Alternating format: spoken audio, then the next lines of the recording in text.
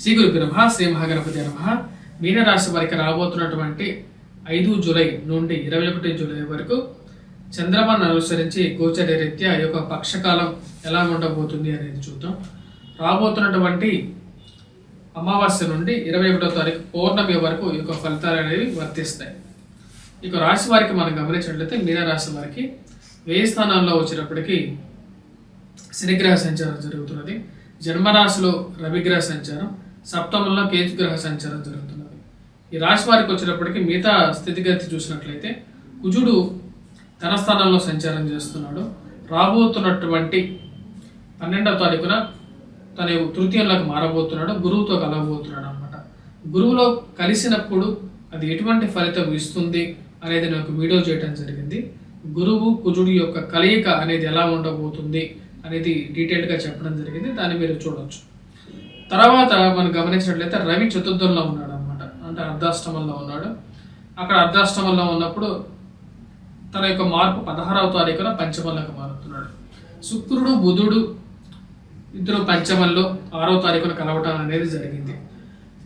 ఈ యొక్క గ్రహస్థితి ఎటువంటి ఫలితాన్ని ఇస్తుంది? సప్తమంలోకి వచ్చినప్పటికీ కేతువు ఉన్నాడు, అదేవిధంగా 1000 స్థానంలో వచ్చినప్పటికీ శని ఉంది. ఇటువంటి గ్రహస్థితి ఈ యొక్క మీనరాశి వారికి ఎటువంటి ఫలితాలు ఇస్తుంది అనేది కూడా మనం చూద్దాం.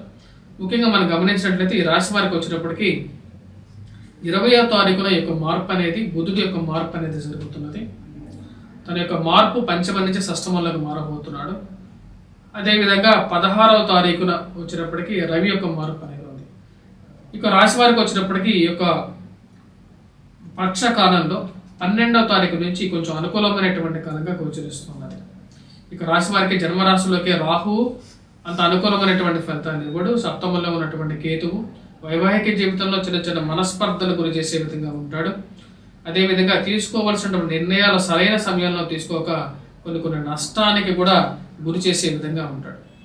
ఈ రాశి వారికి ధనస్థానాల్లో ఉన్నటువంటి కుజుడు 12వ తారీఖు వరకు ప్రతికూలమైనటువంటి ఫలితాలు ఎక్కువగా ఇస్తూ ఉంటాడు. ఇరుగు పొరుగు సఖ్యత విషయంలో దూషణలు చేయొద్దు, ఎవరైనా ఎదుటి వారిని తిట్టద్దు.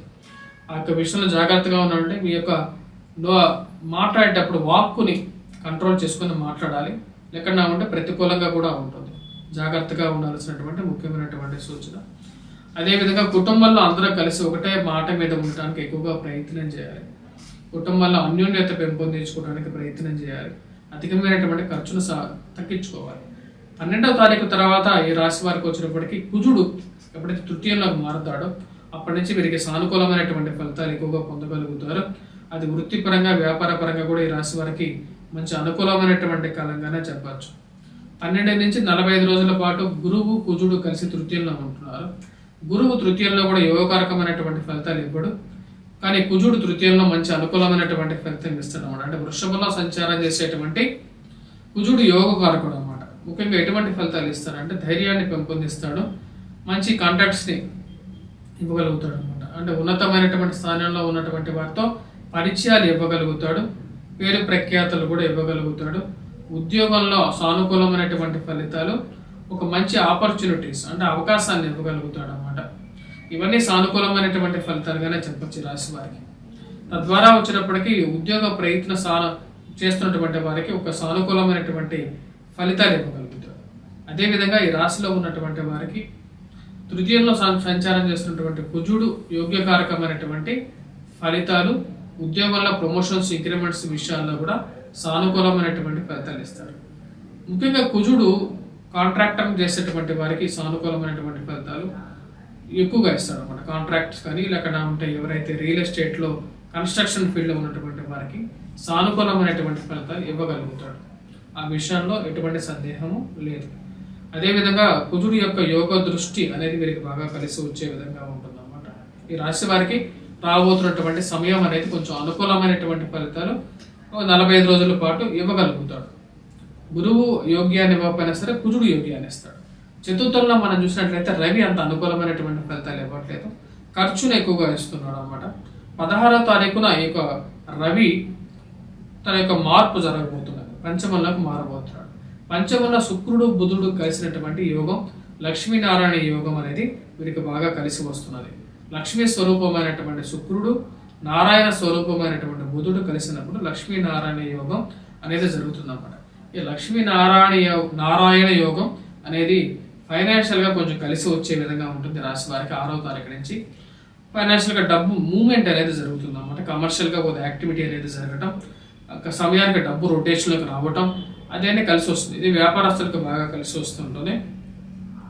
కానీ ఈ యొక్క పరిస్థితి వచ్చేటప్పటికి 16వ తారీఖున తర్వాత మారుతుంటుంది. 16వ తారీఖున ఎప్పుడైతే రవి వచ్చేటప్పటికి శుక్రుడితో కలుస్తాడో, ఇక శుక్రుడికి రవికి వైరం అనేది ఉంటుంది. అంటే ఒక ప్లానెట్కి ఇంకో ప్లానెట్కి ఎనిమీస్ అన్నమాట. అంటే శుక్రుడికి శత్రుత్వం అని ఎప్పుడైతే ఉంటుందో అది ఈ యొక్క రాశి వారికి వచ్చేటప్పుడు ప్రతిబంధకంగా మారుతుంటుంది. ఫైనాన్షియల్ రొటేషన్లో కొన్ని ఇష్యూస్ అనేవి ఏర్పడతాయి. స్త్రీ ద్వారా కొన్ని కష్టాలు అనేవి కూడా వస్తాయి అన్నమాట. అనవసరమైనటువంటి గొడవలకి మీరు వెళ్ళొద్దు, అది మీకు ప్రాబ్లమాటిక్ సిచ్యువేషన్లోకి తీసుకెళ్తూ ఉంటుంది. 16వ తారీఖు తర్వాత ఈ యొక్క సిచ్యువేషన్లో కొన్ని జాగ్రత్తలు అనేవి తీసుకోండి. మీకు ఎంతైతే అవసరమో అంతవరకే మాట్లాడండి. ఎస్పెషల్లీ స్త్రీలతో కొన్ని జాగ్రత్తగా ఉండండి. మాట పెంచుకొని కష్టపడటం అనేది కొంచెం ప్రతిబంధకంగా మారే విధంగా ఉంటుంది. ఈ యొక్క 2 వారాల కాలం మనం చూసుకున్నట్లయితే 2 వారాల కాలంలో కూడా వీరికి బాగా మంచి ఫలితాలు అనేది రాబోయేది కూడా 2వ వారంలో ఎక్కువగా రాబోతాయి. 2వ వారం నుంచి కొంచెం సానుకూలమైనటువంటి ఫలితాలు ఎక్కువగా వస్తాయి అన్నమాట. ఎందుకంటే బుధుడు వచ్చేటప్పటికి 20వ తారీఖున తన యొక్క మార్పు అంటే 5వ ఇంట్లో నుంచి 6వ ఇంట్లోకి మారుతున్నాడు. అంటే పంచమ నుంచి షష్టమంలోకి మారుతున్నాడు.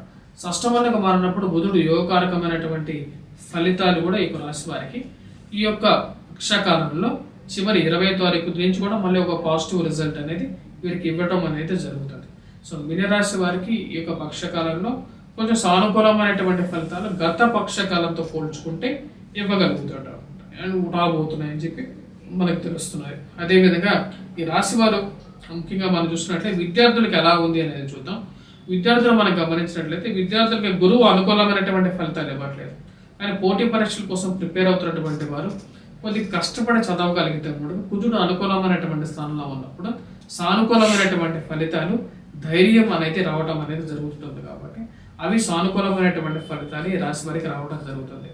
అంటే ముఖ్యంగా రాబోతున్న 12వ తారీఖు నుంచి విద్యార్థులు కూడా కొద్దిగా కష్టపడి చదవగలిగితే వీరికి సానుకూలమైనటువంటి ఫలితాలు అనేది పొందడం అనేది జరుగుతుంది. ఈ రాశిలో ఉన్నటువంటి వారు విద్యార్థులు ఎటువంటి పరిహారాలు చేసుకోవాలి అంటే ముఖ్యంగా దత్తాత్రేయ స్వామి ఆరాధన చేయడం అనేది ముఖ్యమైనటువంటి సూచనగా చెప్పడం జరుగుతుంది. కుజుడు యొక్క అనుకూలత రీత్యా రాజకీయ రంగంలో ఉన్నటువంటి వారికి కూడా సానుకూలమైనటువంటి ఫలితాలు కూడా పొందడం అనేది జరుగుతుంది. మీన రాశిలో ఉన్నటువంటి వారు ఈ రాశిలో ఉన్నటువంటి వారు ఎటువంటి పరిహారాలు చేసుకోవాలి అనేది చూద్దాం. ముఖ్యంగా వచ్చేటప్పటికి జన్మరాశిలోకి రాహుగ్రహ సంచారం జరుగుతున్నప్పుడు దుర్గాదేవిని ఎక్కువగా పూజించాలి ఈ రాశి వారు. అదేవిధంగా సప్తమంలోకి కేతుగ్రహ సంచారం జరుగుతున్నప్పుడు ముఖ్యంగా వచ్చేటప్పటికి వినాయకుడిని ఎక్కువగా పూజించాలి. ప్రయాణ సంబంధితమైన విషయాలు ఆటంకాలు ఎక్కువగా జరుగుతున్నప్పుడు కూడా ఓం గం గణపతియే నమః అనే మంత్రాన్ని చదువుకోండి. మానసికంగా కూడా ప్రశాంతంగా కూడా ఉంటుంది. ఏలినాటి శని ప్రభావ రీత్యా అధికమైనటువంటి ఖర్చు కూడా వీరిని వెంటాడుతూ ఉంటుంది. కాబట్టి ఆ ఖర్చు నుంచి ఇచ్చినప్పుడు అప్పులు ఎవరికి ఇవ్వద్దు, ఎందుకంటే సమాజమే అలా ఉంది. కాబట్టి ఈ రాశిలో ఉన్నటువంటి వారు వెంకటేశ్వర స్వామిని పూజించడం అనేది కూడా ముఖ్యమైనటువంటి సూచన. అదేవిధంగా సూర్యారాధన, సూర్య నమస్కారాలు కూడా చేసినట్లయితే సానుకూలమైనటువంటి ఫలితాలు ఈ రాశిలో ఉన్నటువంటి వారు పొందడం అనేది జరుగుతుంది. స్వస్తి.